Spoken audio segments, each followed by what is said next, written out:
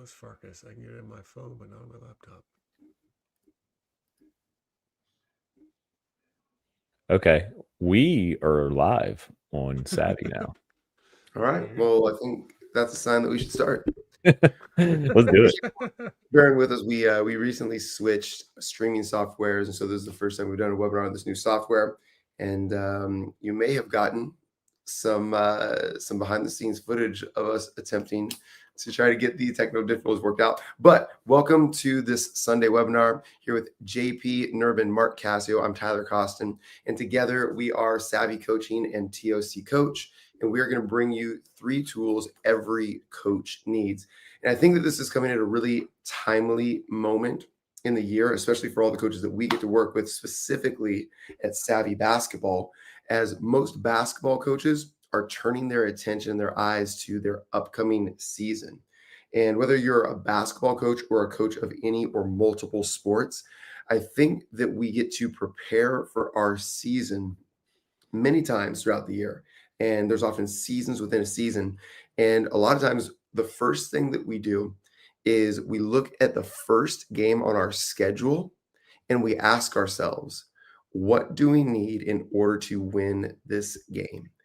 And what we want to offer up to you on this webinar is what we think is actually more important than winning your first game.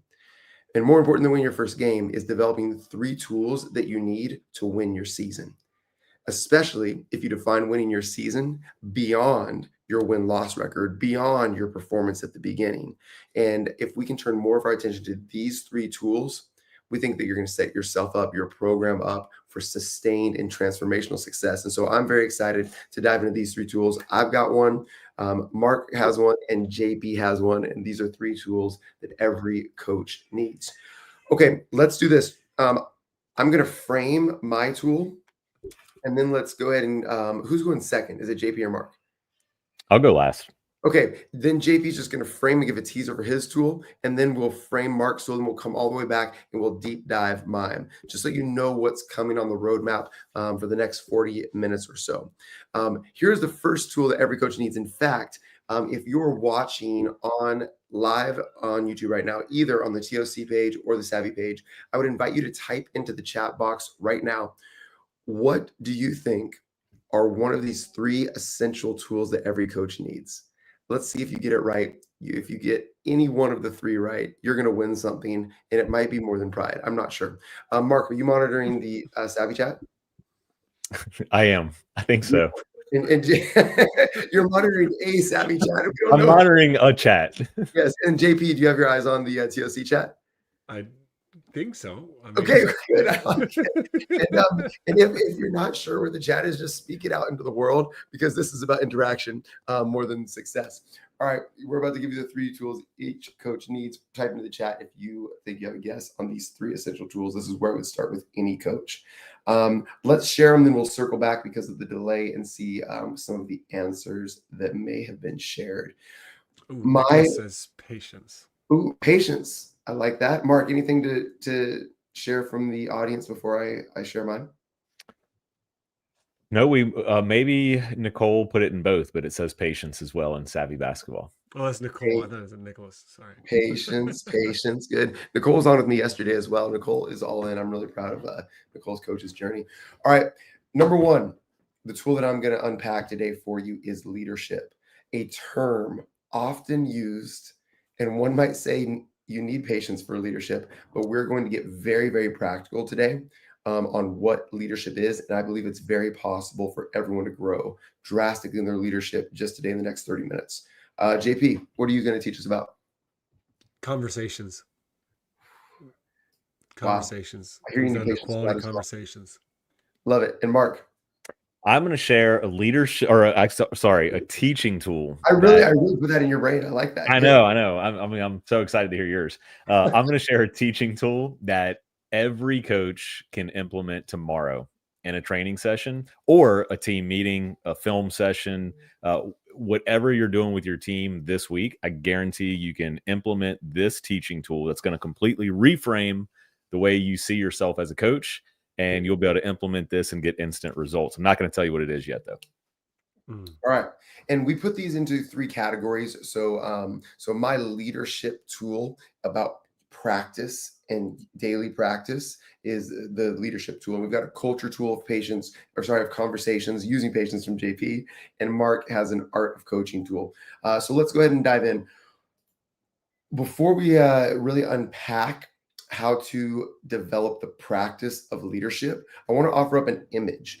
And let me actually ask you this, Mark. And as I ask this question of Mark, anybody in either chat, feel free to type in your answer to this. Mark, when you think about the journey or the progression of a coach throughout their career, what's the image that comes into your mind? An image of a journey of a coach. I picture a coach standing in a gym, Okay. watching their team practice, like at practice. Beautiful. JP, what would be your answer? What's the image when you think about like the lifelong career journey of a coach? I'll get more specific. The journey of their leadership as a coach. What's an image that comes to your mind? Just came into mind was just the coach with a journal. Maybe there's some film, I don't know, but there's just they got a journal. Yeah. I like it. I'm getting in the chat here an image. Okay, Nicole, thank you. This is also the image that comes into my mind. Nicole wrote in the chat a line graph that goes up and down, but over time, increasingly up.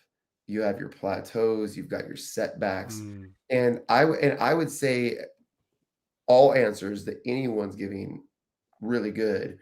That was when I think about the journey of a coach. In fact, when I thought about my journey, that's how I envisioned my journey as a leader. Like I started out when I was done playing in college, and I didn't want to be a coach. I wanted to be a lawyer, and I was getting ready to take the LSAT. And then someone said, "I see in you a gifted basketball coach and leader." I said, "Really?" And that head coach said, "Come and be my assistant coach at the college level." And I had never considered being a coach as a career. And when they said that, I was a competitor. I wanted to win. So I immediately started planning out my journey.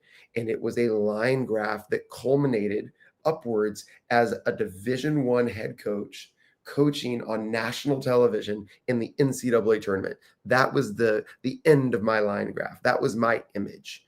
And now that is not where I am at, but now the image that I want to offer up to everyone as you think about your coaching journey is to not think about it as a path or a road or a destination or a series of benchmarks and achievements. I would encourage you to throw that away.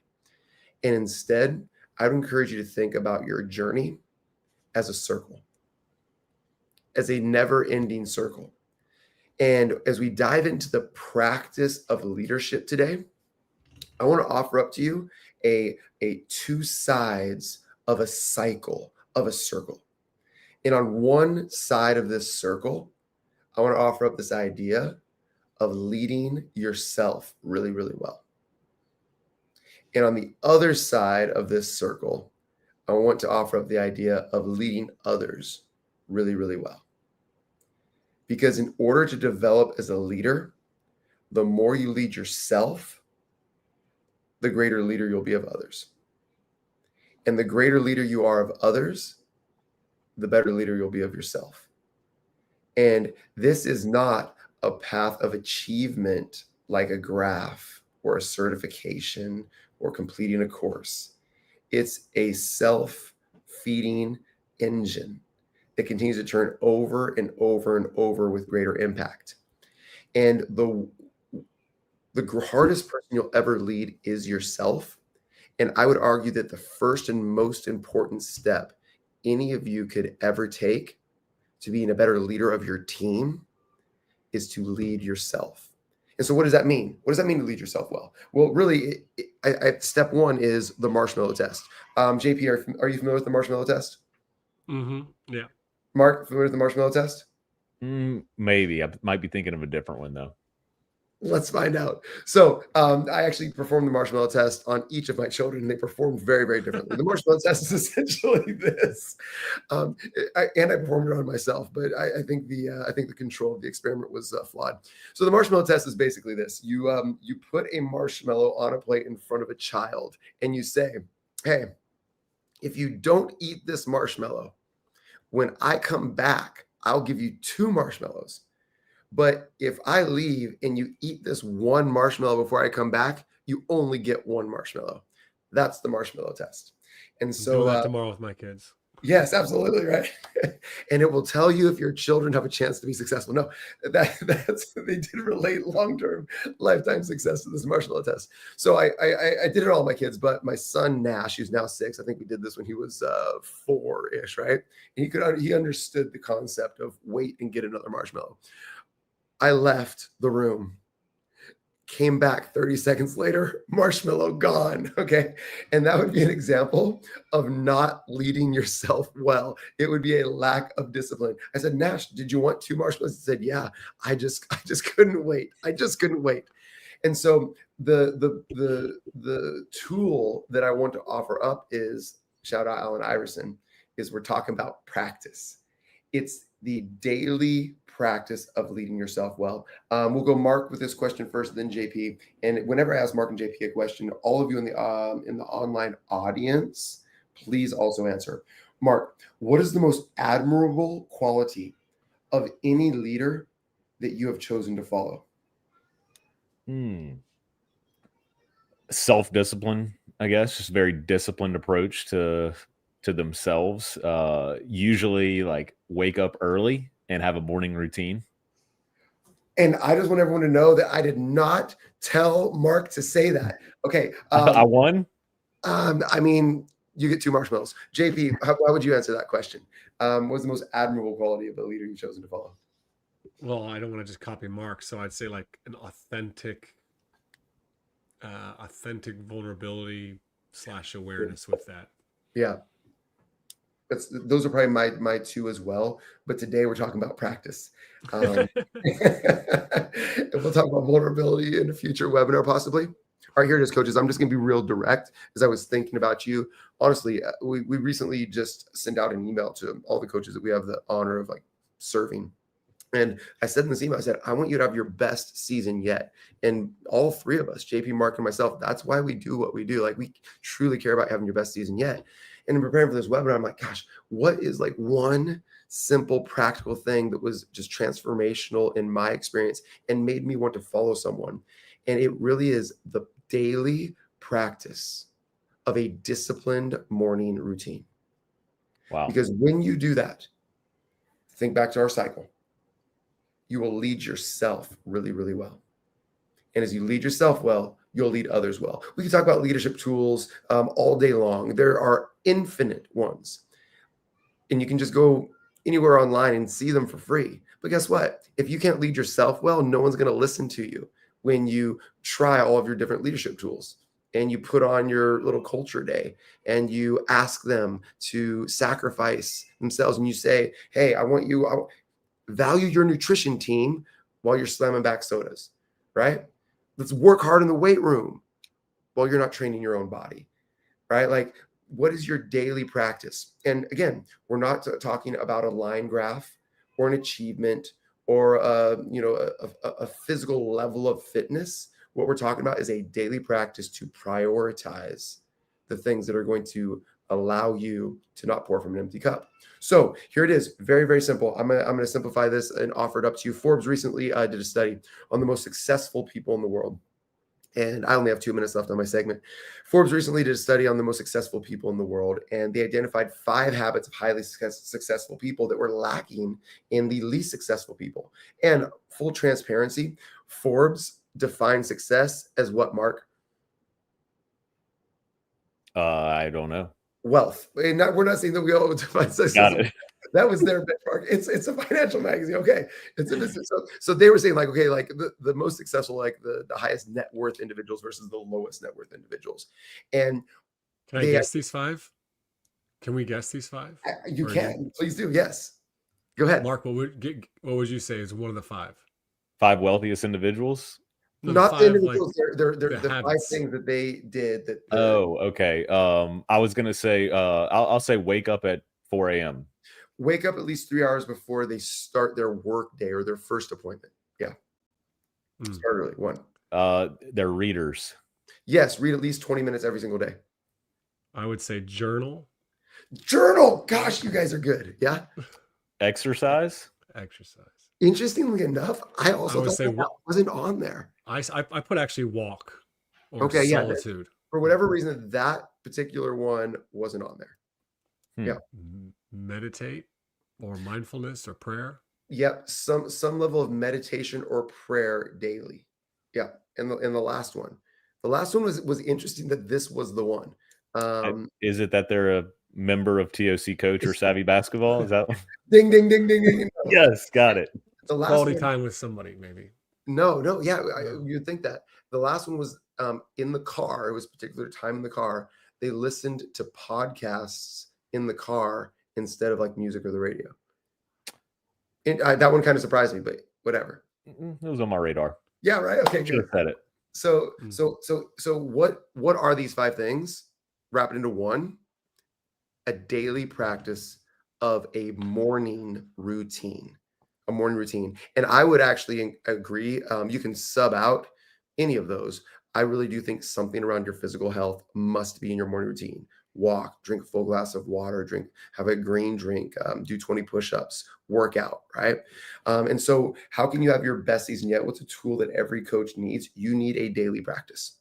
You need a daily practice. If you did, I'm just going to be honest with you. If you, as a leader, do not have a disciplined daily practice where you can pass the marshmallow test, I would have trouble following you. I would. And I think so would others. Many of us want to follow a leader because of what we see in their own life, way more than what they can verbally tell us. And I know that's been the case for me as well. So, are you a leader worth following? Let's become one through the cycle of daily practice. JP, I think you grabbed something off your bookshelf to share here. Well, yeah, no, I just like I love what you shared today, and there's just like made me think about the leadership journal I put out there, and we've still got a few copies left. So if people are interested, they can reach out to us. But it's got a habit tracker, so you could definitely have your read, you could have your meditate, your listen to the podcast. You could have those out of the 12 habits, and then it's got a lot of space there in the middle with some things there for reflecting at the beginning, and one of the things I think you talk about leading yourself, I think is so important, Tyler, is that you got to know yourself too. And so I think that's the power of like reflection and journaling, is that these leaders start to know and understand, what are my values? What is important to me? How do I want to show up? Mm. What is my best self? Like, what is that? Like my real, true, authentic self, not my personality, pissed off self as a coach, but like really at my best self. So yeah, no, I love what you're sharing there. I just said I'd point that out, the journal here. If you can just reach out to us, we can give you more information on that. And that's the coach's journal there, JP, or what do we go? Yeah, it's like a TOC coach. It's a leadership journal. So, TOC yeah. coach's journal. Well, Yeah. let's do this. I think let's take a pause. You said we have a few of those left, or you have a few of those left. Yeah, JP? we got like 30 or so left. Okay, beautiful. So let's do this. Quick little insert. JP, if you wouldn't mind dropping the link to the about page into the TOC coach thread. I'm dropping into the Savvy basketball thread right now. The next, we'll go hour. Anyone that joins TOC coach in the next hour gets a journal. Anyone that joins TOC coach in the next hour. And I think there's just a great opportunity. So Savvy Basketball is partnered with TOC coach because there's so many culture and leadership and art of coaching questions that come in to our Savvy basketball coaching community that we decided we need to dedicate an entire classroom training community to developing coaches regardless of sport, culture, leadership, art of coaching. And that's why we just launched TOC coach in partnership with JP. And we are offering up both the opportunity for individual coaches to join TOC coach. I just dropped it here into the chat, as well as athletic directors that value these things. We want to take your coach development on for you. And we offer individual memberships or department-wide memberships. If anyone joins TOC coach in the next hour, clock it. We are going to send you, we'll send you a DM. We'll get your address. We'll send you one of these journals. We believe in this so much. We're putting our money where our mouth is.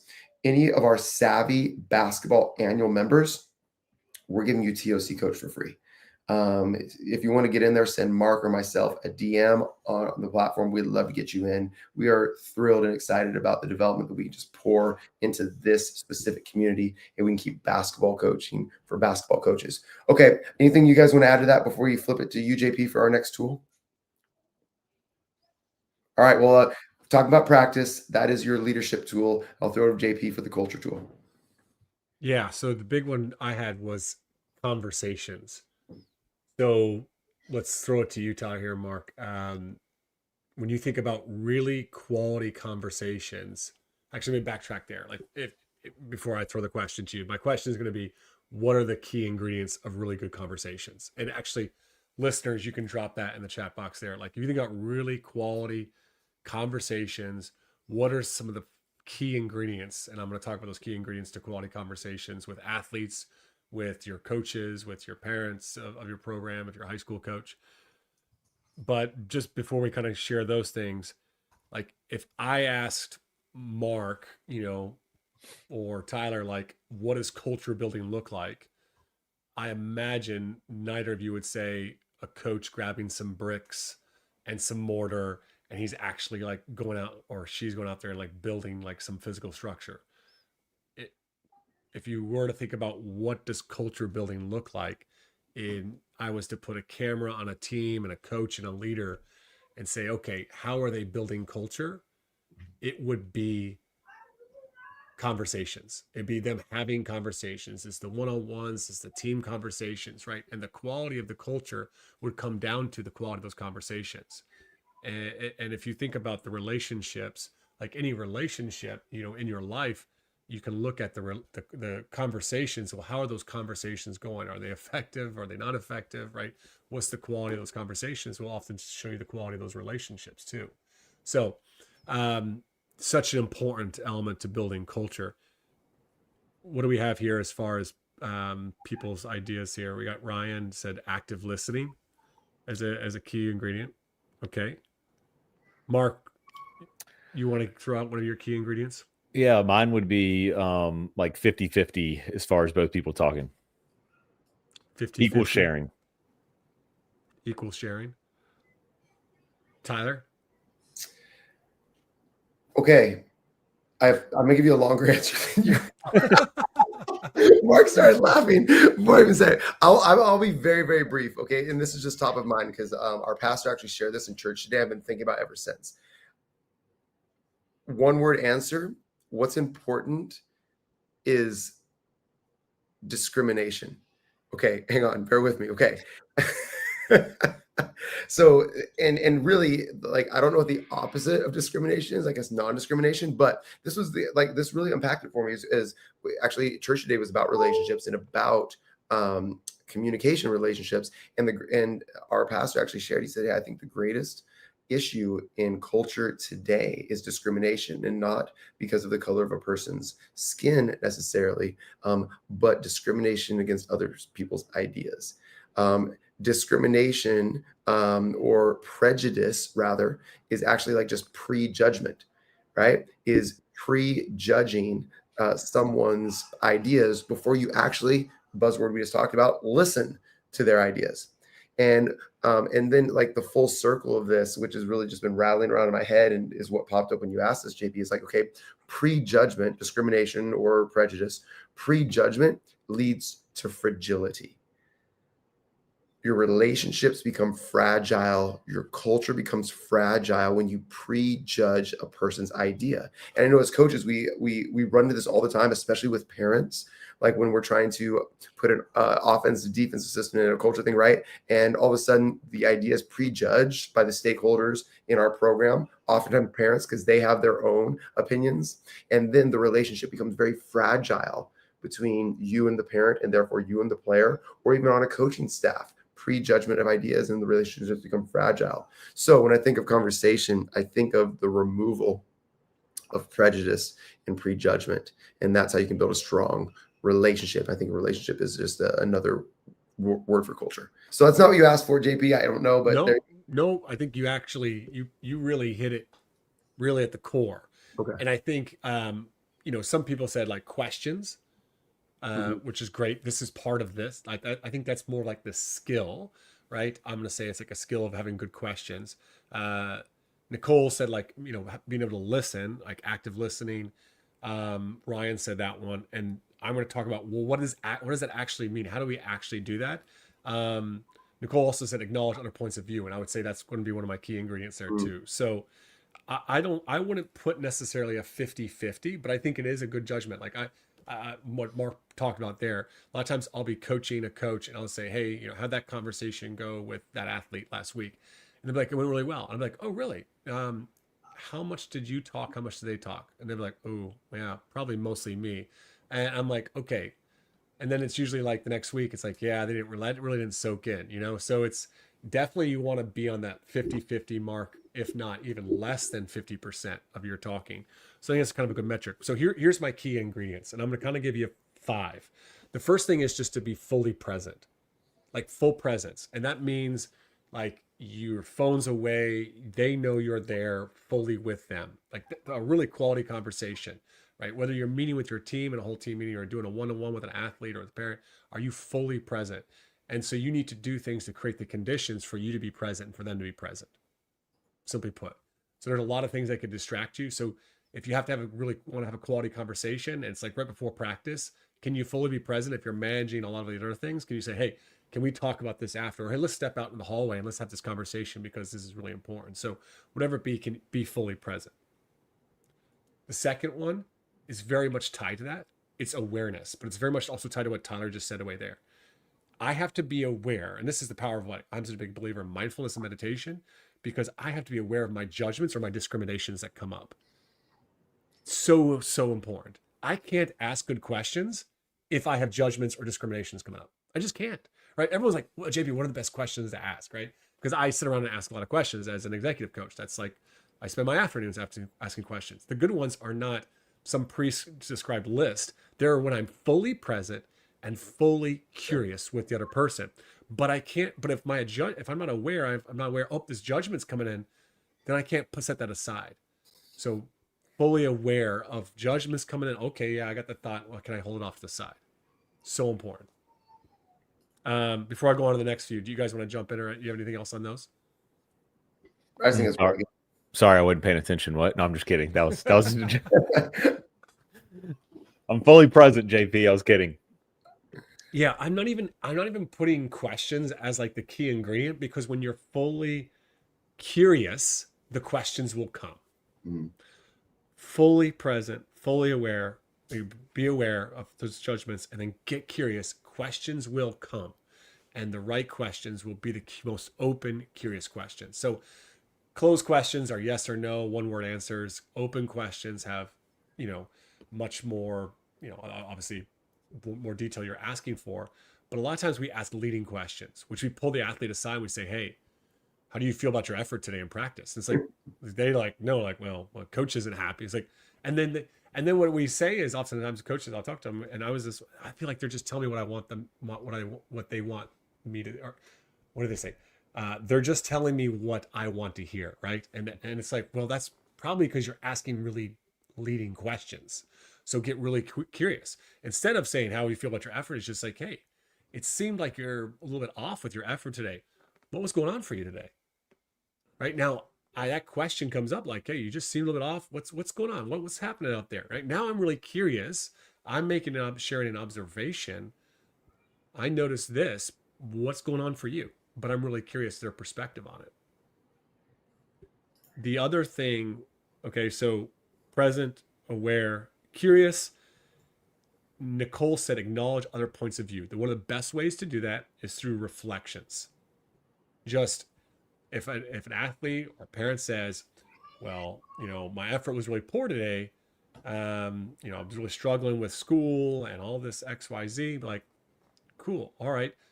Yeah, I get it. Like, school's been really heavy for you. It's the 4th practice this week. We haven't had a game, right? Just, am I hearing you right? Just reflecting back what you're hearing, they feel heard. And sometimes an athlete might just unload. They might tell you, speak for 2-3 minutes, which is great. Can you take what they shared with you and condense that to 1 or 2 sentences? So this is what I'm hearing. things have been pretty overwhelming with the school lately for you and and trying to manage all those things, right? So that reflection is like, oh yeah, I feel seen, I feel heard in that. That's a skill, right? But if you're really listening, what are they trying to tell me? And you just share it back to them, it'll start to emerge. Got my final two here that I'm going to give you. Mark, Tyler, you got anything else on that? I'm taking notes. All right. The last one, really big one, is silence. The best questions will require space for thinking, for courage to step in and share their truth. Give them silence.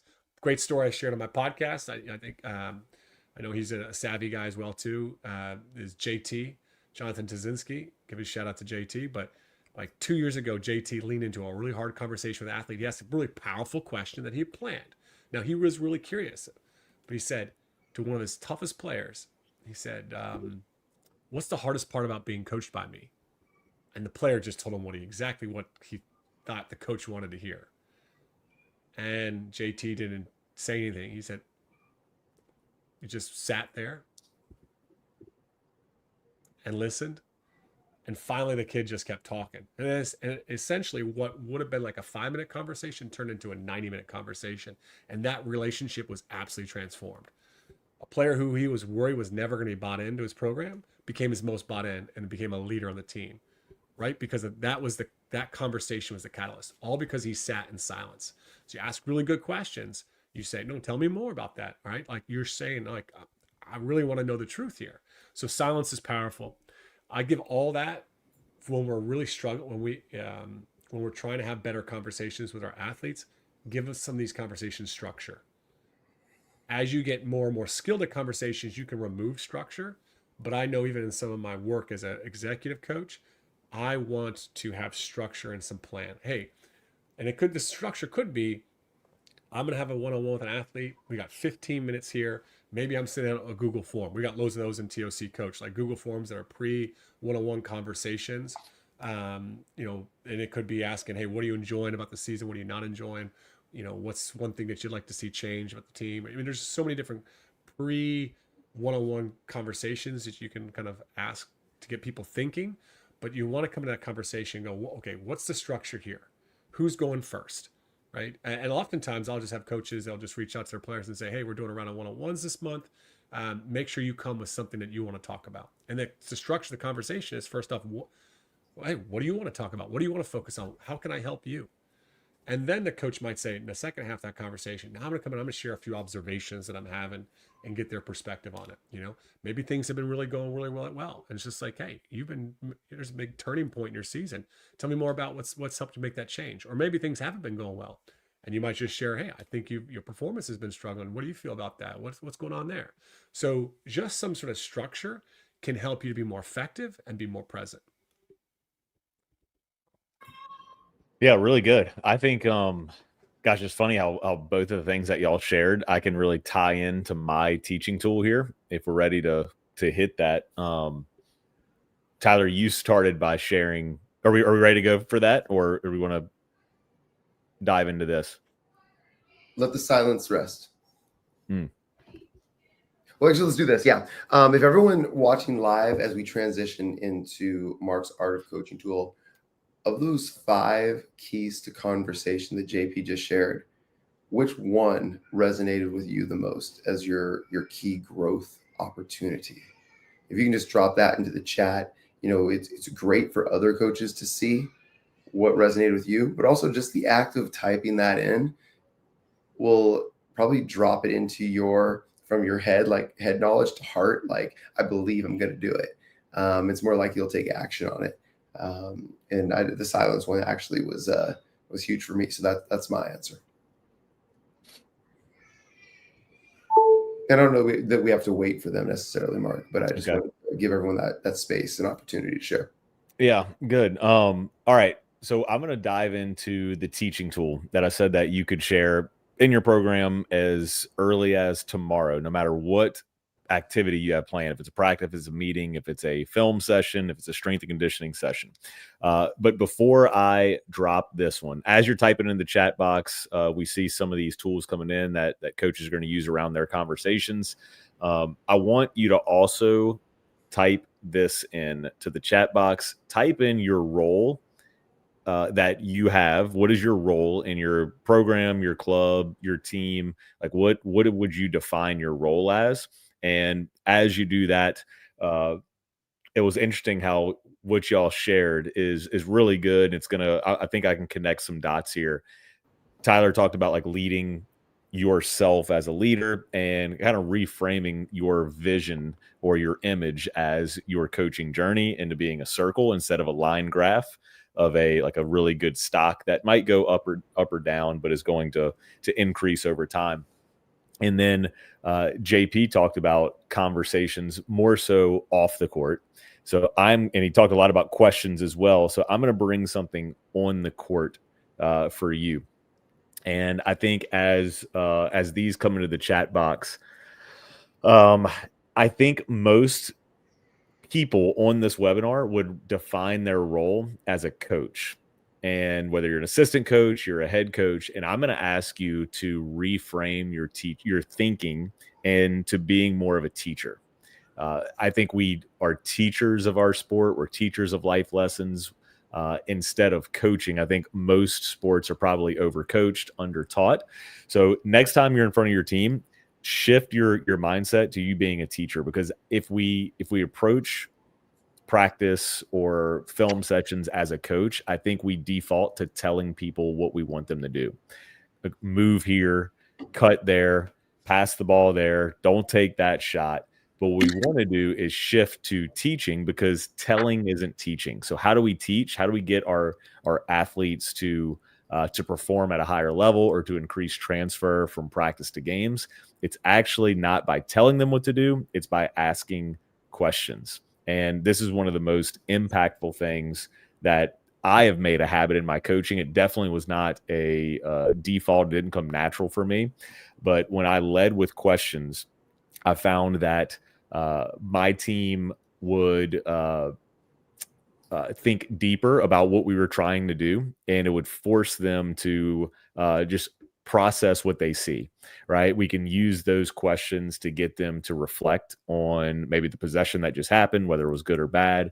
It promotes engagement. You can use these to check for understanding, or just use a good question to direct their attention on the floor. So there's like endless amount of things that you can use questions for in practice sessions or training sessions. But I'm reminded of probably the first time I really intentionally used a question in practice. And I actually don't know what happened, but there was something that happened and a player didn't execute the way we wanted them to. It was a breakdown on execution on offense. And I stopped it and I said, Daniel, if you could do that again, what would you do differently? And he looked at me and he gave me the exact right answer.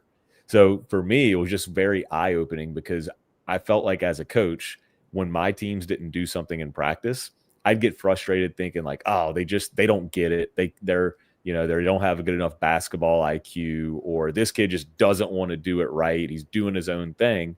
Well, this wasn't an instant where this player couldn't, meaning they were unable to do it, or they were unwilling, just he wouldn't do it. It was he just didn't do it that time. And that gave me the way forward with that team. Like, I didn't have to stop practice and highlight this and talk about it and reteach it. All I had to do is say, oh, you're exactly right.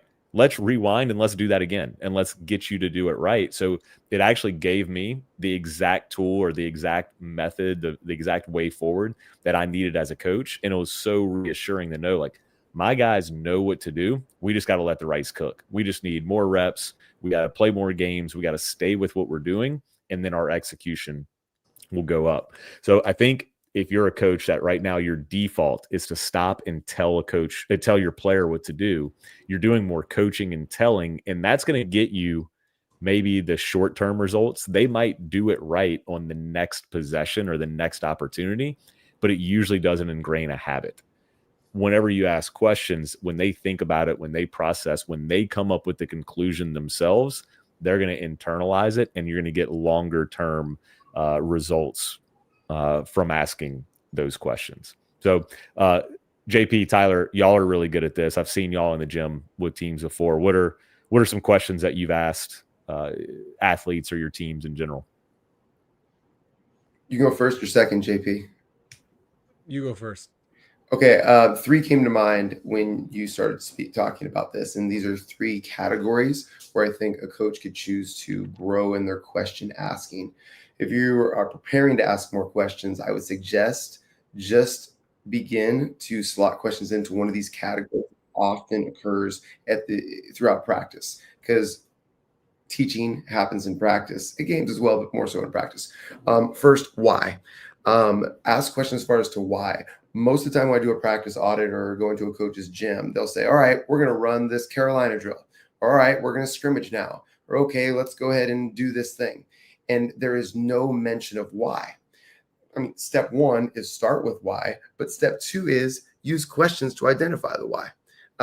So, for example, we recently had to get better at defending 9s. In Savvy Basketball, 9 is an open layup, but to get better at defending 9s. So this is exactly the process that I did just this last week. It's because Mark teaches me all the time. He's mentored me into this. I said, okay, what's the number one thing that we want on offense? Right. And then there were a bunch of answers. They didn't get them right. Eventually said, oh, we want 9s. Yes, we do want 9s. And basketball is a game of what? And they said opposites. Good. Okay. So what's the number one thing we want to take away on defense?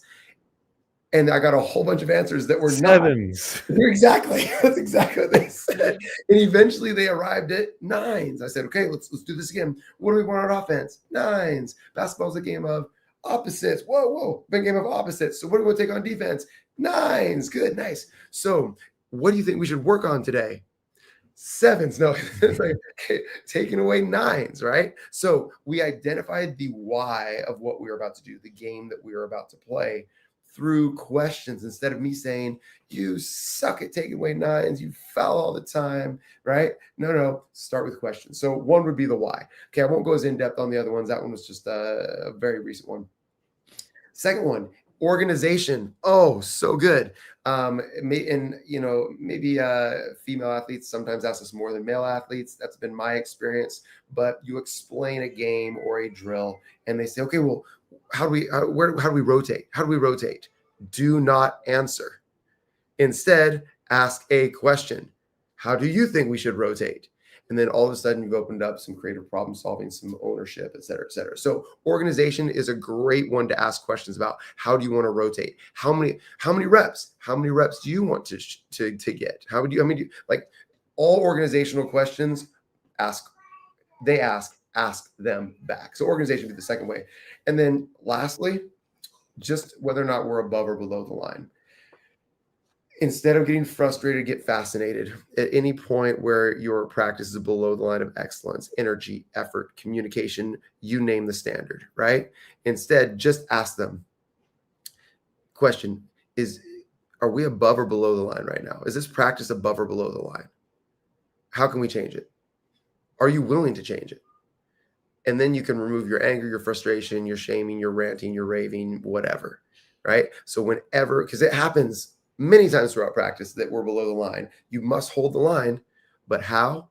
Through questions. So I think those are 3 opportunities that are pretty easy to implement right away. Yeah, I love your examples there too, Tyler. I mean, some questions that I like. The most open, curious question I love to ask players is, what are you noticing out there?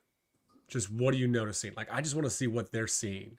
And there's really no right answer, right? At the end of the day, like, I think it's a great question because it forces them to really share their perspective.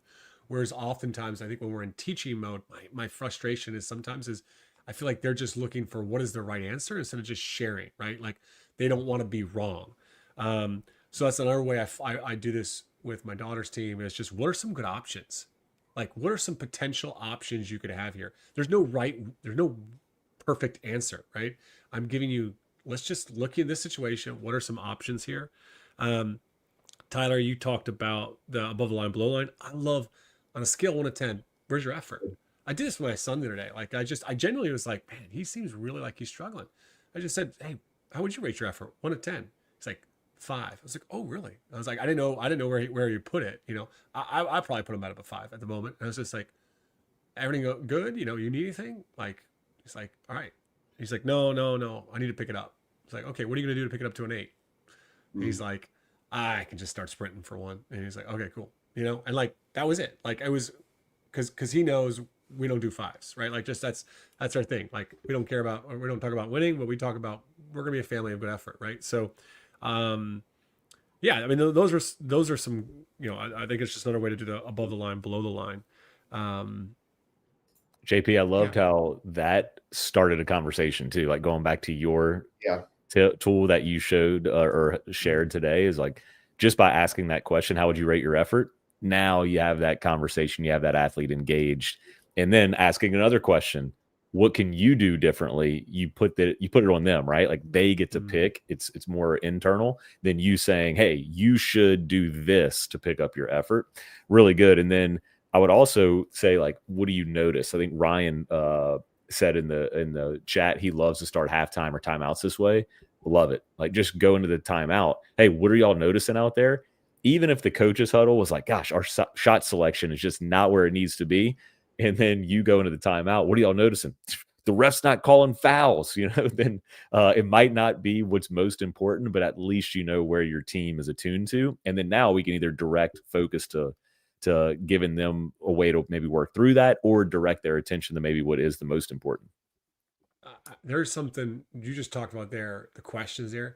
The best area we can actually get a lot better at this is assistant coaches in practices and games. Like if a dude comes off the court, assistant coach should be pulling him aside and they should be like, hey, what are you noticing? What are you seeing out there? What are you feeling? Right? Like you should just be literally asking questions to coach them through what they're seeing, their emotions they're feeling to help recenter them. I think it's a huge opportunity. The same, I think too many assistant coaches, and I see this in all sports, they just stand around a lot in practice going, oh, it's not my turn to run the drill. Or they're interjecting. They feel like, okay, now there's a stop and play. Head coach is going to talk and I'm going to talk. And then somebody else, and that just kills energy. It's like, you could have such an impact by pulling players aside and just being like asking a question here or there, right? Just these types of questions that we're throwing out there. So I think assistant coaches can be absolutely clutch at these things.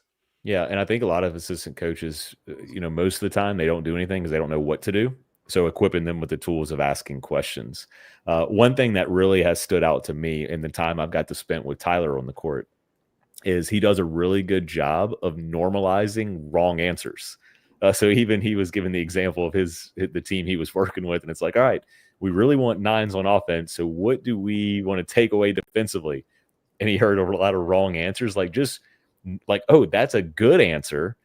Maybe JP, do you have an idea of what we should take away, right? And just normalize that because, and Tyler kind of said it really briefly in there, is it's going to increase ownership too. Of like, we want to co-create culture with our team, but we also want our practices to be like a shared experience between coach and player, where again, the guide on the side is more of a teacher than the coach that's just directing and telling everybody what to do. So I think the most important thing that we do as coaches in practice is give feedback, but just telling a player like what you saw there, what they could do better doesn't mean that it's going to land. It doesn't mean that player is going to be able to take that, understand it, and then transfer it to the next rep. So I think questions is really like the art of coaching. I think everything we shared here today with all of our coaches on is the art of coaching. Is like, can we lead ourselves so we can lead our team better?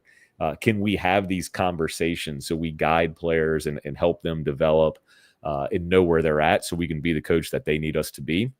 And then can we, make our training or our practices as valuable as as transferable as possible. So I think the coaches, like the art of coaching is all these things. And on the court, I think it's asking the right questions, like at the right moment, in the right way.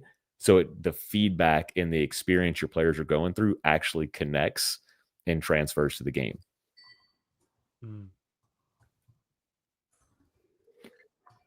This was good. I learned a lot. I did too. Yeah, I was taking some notes. I'm gonna be a better coach this week. Yeah. Like, I really am. I'm excited for it. And if you want to be a better coach, you should join TOC Coach and Savvy Basketball. Absolutely. Absolutely. I mean, this is the first cooperative live webinar free to the public that we've done with this team, and it's just really confirming for me of the importance of the work that each and every one of you do as coaches, and the value that I think we can add to what you do as a coach. And so we truly do invite you to come join us at TOC Coach. Share TOC Coach with your athletic director. I know Fiki, who is in the Savvy live stream, said he's going directly to his AD to say, hey, we need to get our coaches in here. Please do that. Reach out to us. You can, all of our emails are available. You can get DM us through our school.